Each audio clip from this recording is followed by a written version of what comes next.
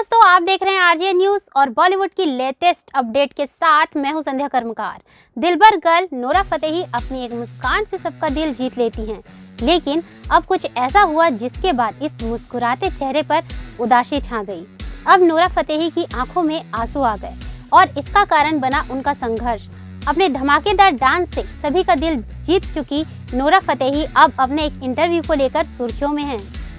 इस इंटरव्यू में Nora Fatehi अपने स्ट्रगल के बारे में बात करते दिखाई दी गई और इस बीच उनकी आंखें नम हो गई। दरअसल इंटरव्यू में नोरा कहती हैं, एक दिन मुझे एक रेडियो चैनल पर एक ऐड सुनने को मिला। इसके बाद मैं वहां गई।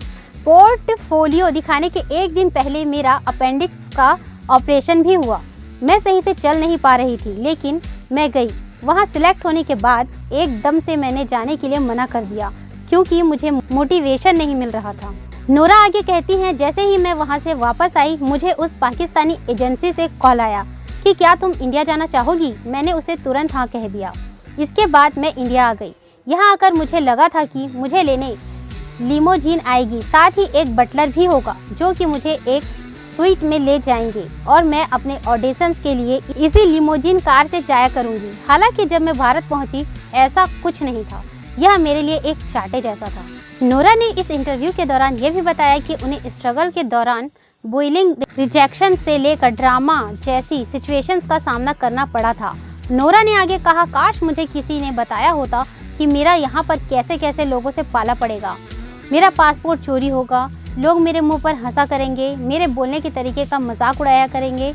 मेरे साथ ये बहुत बार हुआ। कई बार मैं रोते हुए बाहर आती थी और रिक्शे से घर जाती थी। मेरे साथ करीब 5 साल तक ऐसा हुआ कि लोग कहते थे कि देखो तुम बहुत टैलेंटेड हो, ये दरवाज़ा सिर्फ तुम्हारे लिए खुला है। लेकिन जैसे ही मैं उस दरवाजे के पास जाती, कोई उसे जोर से मेरे मुंह पर बंद कर देता। इसके बाद इंटरव्यू में नोरा रो पड़ती हैं और कहती हैं, मैंने बहुत कुछ देखा है, बहुत कुछ सहा है, लेकिन मैंने हार नहीं मानी और कोशिश करती गई। लेकिन मुझे उन लड़कियों के लिए सोचकर रोना आता है जिनको मेरे जैसे ही बहुत सारी परेशानियों का सामना करना पड़ा, जिनको कई लोगों ने असफल करने की कोशिश की।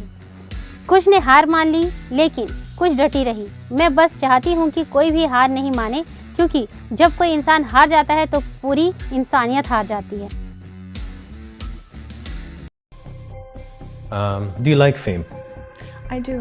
I could hardly walk and I still went because I'm like, I'm not missing this opportunity. I go and meet him. He's like, do you want to go to India?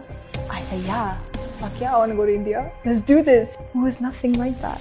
I had the biggest shock of my life, the biggest slap